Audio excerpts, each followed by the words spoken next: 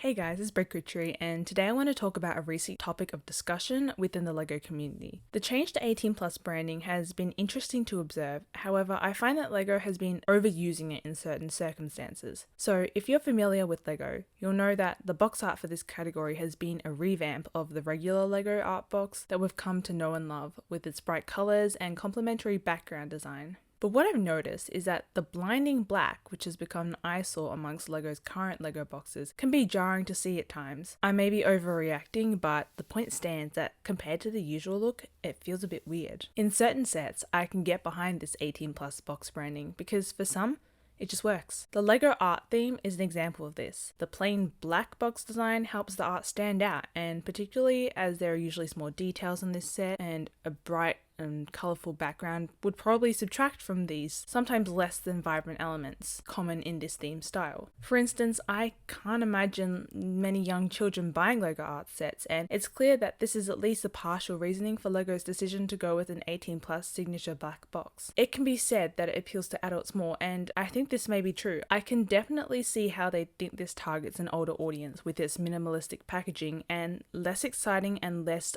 juvenile box art. For example, you'll see the colourful backgrounds in LEGO City or Friends, which are usually reminiscent of storybook illustrations or childlike animation styles. However, I'm not saying that only children read picture books or watch animations, it's just that a majority of children are usually its target audience. Especially thinking about the nature of these art sets, for example, they are very tedious and repetitive. I'm not saying they aren't fun to build, but for many kids, and this is just a generalization, but I can't see my 5-year-old niece sitting down for a minimum of 2 hours to put around 600 to 1,000 studs on a board. For these reasons, I can understand the use of the 18 plus black box branding. Similarly, the new bonsai tree or botanical gardens seem like they'd be a more complicated build than your stock standard LEGO City set. So I can also understand why they'd market these to older audiences too. Stuff like the grand piano or the proposed typewriter, I can see as being 18 plus sets as well. These are replicas of real life objects in LEGO, and I can see why they'd not think many younger kids would be drawn to sets like these. They don't have many play features which would appeal to kids generally, and they are very large and probably more difficult to build as well. However, it is for these sets that do not warrant them, in my opinion, that this new trend really annoys me. Take the Elf Clubhouse, for example. A fun, exciting set with a few play features, bright colours, and overall a very accessible set. As it came out as a part of LEGO's annual Winter Village line, which I may add has never had an 18 plus design in the past, these sets are usually marketed as 12 plus, so it doesn't make sense with the sudden change to 18 plus. It's inconsistent, and especially for those who like to sit down with their family at Christmas to build these sets every year. The introduction of new branding like this, though I'm sure that there are many who find it easy to look past, might discourage families and those younger than 18 from buying the set. From everything that I know about it, having watched many reviews, looked at this set online and in real life, I can't say that this is that much harder than a generally 12 or 14 plus set. With Christmas themes being family favourites to many, I can't possibly imagine why LEGO has chosen to leave out so much of their audience for these type of sets. The 18 plus branding gives the appearance that these sets are much higher difficulty than it really is, and it can feel a bit disinclusive. Is that even a word? Anyway, a big culprit of this in my opinion is the Ideas Sesame Street set. Now, I don't think this set is particularly hard to build. From what I've heard, I haven't myself built it yet, but it doesn't seem to have many difficult techniques, and it seems to be a nice and fun set. The colours are amazing, and for someone like me who used to watch Sesame Street probably like a decade and a half ago, this brings back so many memories and nostalgia, and it's just an absolutely gorgeous set. I can't rave on more about the set itself, but my gripe is with the packaging, as I can see where LEGO was coming from with marketing this as an 18 plus set with a black box, obviously to appeal to those older builders who probably watched Sesame Street as young children a while back, those former kids who now have income at their disposal to spend on LEGO. And by doing this, I think they make the set look really weird, and I mean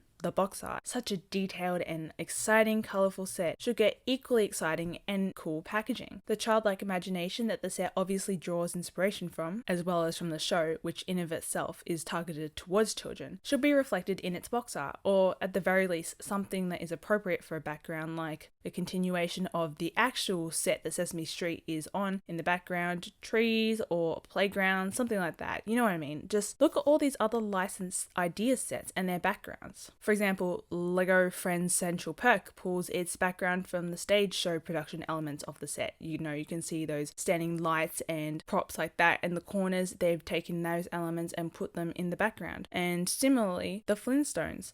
They have their own illustrations that make up the background, which look very similar or might even be the same ones from the show. I'm really sorry, I haven't watched an episode of the Flintstones in a while. But even if it's not, it looks appropriate for the color palette and energy, I'm really sorry this word just makes sense, of the set, which makes the set look like it could coexist with the backdrop, which is exactly what it's meant to do. It's meant to make it look like it could blend in and really sell the set to the consumer. I'm curious if this approach to marketing this set has worked as they wanted it to. Sesame Street being an IP targeted towards younger kids and now being sold as a LEGO set, I personally feel as someone who was older and wanted this set probably would have bought it even if it wasn't an 18 plus set. But a younger kid or their parents who are thinking about buying this set for them might be disheartened to think that this set couldn't be built by a person younger than 18 due to their box art and therefore not buy it. I actually have proof for this, as my auntie wanted to buy my younger cousin who's 12 a LEGO set from the architecture theme and didn't go ahead and buy it because she thought that because it was 16 plus that it would be too mature for her. And although this is not an 18 plus set, it still has that darker box art, and I feel like it kind of supports my argument here. Using the same principle for the Elf Clubhouse works here, except the license is specifically for kids and LEGO cuts that audience out of their marketing and it feels wrong. The last straw for me was the LEGO Ideas Blacksmith shop, which you probably saw was leaked earlier today or yesterday depending on when you watch this or when I upload this. This was the set that inspired me to make this video, as I had this strange sinking feeling while looking at it. Very strange, but something about it just felt so off. I thought back to the medieval and castle sets which had similar style builds. Specifically, the medieval market village from Castle in 2009 comes to mind. The build, being more advanced and detailed for its time, was complemented in its box art with rivers, greenery, grassy hills, and I think you could even see a castle in the far distance. So it was extremely disappointing to see the infamous black box for this amazing set, when we see with the medieval market village